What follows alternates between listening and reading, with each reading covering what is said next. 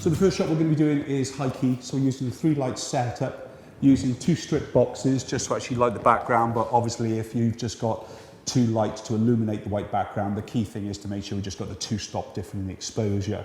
Just because I'm using the honeycomb gridded light doesn't mean you've got to, but this is just going to control the light more.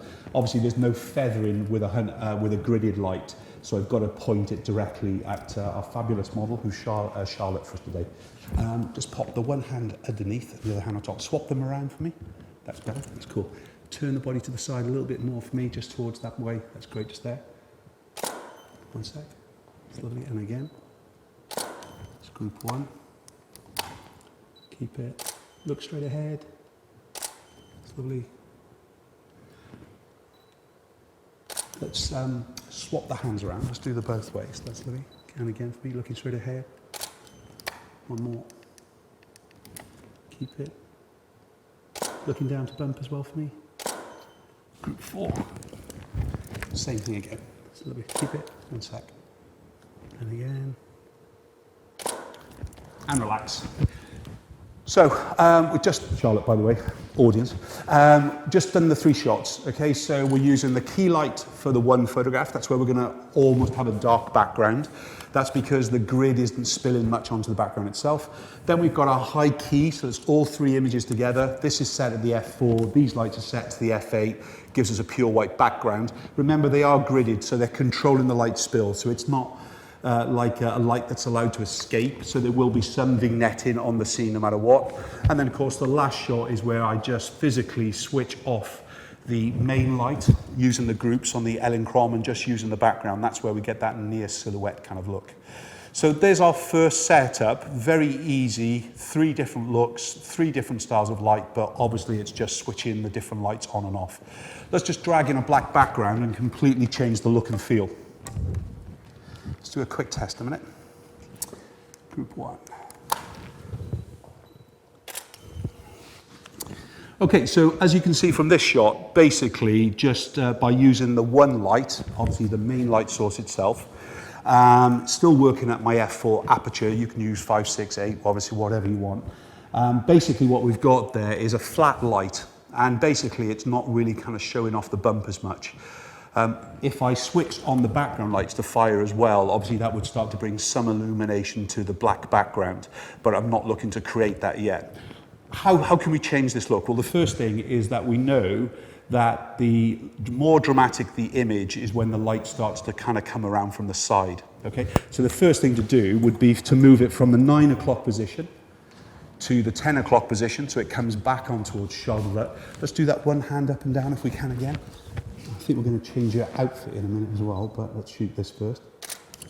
So instantly you can see the difference in that, okay? It's brought more drama into the scene straight away. So we've got a very dramatic, low-key image without any trouble. Bit of separation, we can work in 2 ways. We could work with a reflector or a panel.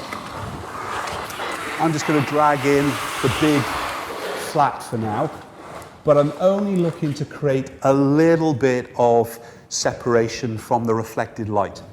So remember what it's doing, it's coming towards us here, and by design, the angle of light will come back towards camera. So it's not going to do a huge amount of reflected light onto Charlotte unless I turn it back on itself so it's a reflected light, okay? So I'm just going to turn it to the side, 90 degrees to camera position, do the same shot, and again for me, keep it. And you can see how we've just got that little bit of extra detail coming down the side. Let's look at full separation. So let's bring in the separated light. So this is going to come to the 1 o'clock position. I need to turn this down and really meter now in power. I've pretty much done with my high key, so I can switch off the other light. So I'm back down to 2 lights. Realistically, if I only had a 2 light setup, I could get away with just the 2 lights and obviously just taking the softbox off for the high key effect that we just had a minute ago, and either put the light behind Charlotte or let it come over the side and basically clean it up in Photoshop and things. So the light is coming through. Now, if my working aperture on Charlotte is f4, then I've got to meter the light to give me at least one stop less. So let me just go there. So I'm looking for 2.8 to begin with. Remember what gridded light does as well. It basically controls the amount of spillage. Let's try that once more if we can. That's lovely, just there. Keep it. So you can see from this image how it gives a lovely extra separation. Highlights down actually the back of the bump as well, actually around by the bum. So it gives a lovely kind of a two-point light source, but just enough to make it different from the others. So before we start to do the skin shots, really what we're looking to do is change the contrast of what she's got on. So we're just going to change what was a white beach top into a red beach top. That'll at least control the styling of the contrast of the colour within the image, whether it's black and white or colour. So because this is a very red top and it's ours, it's really going to be a black and white image no matter what. So let's do the bump again. Step forward just a little bit. Just that's lovely. Just there for me. Keep it.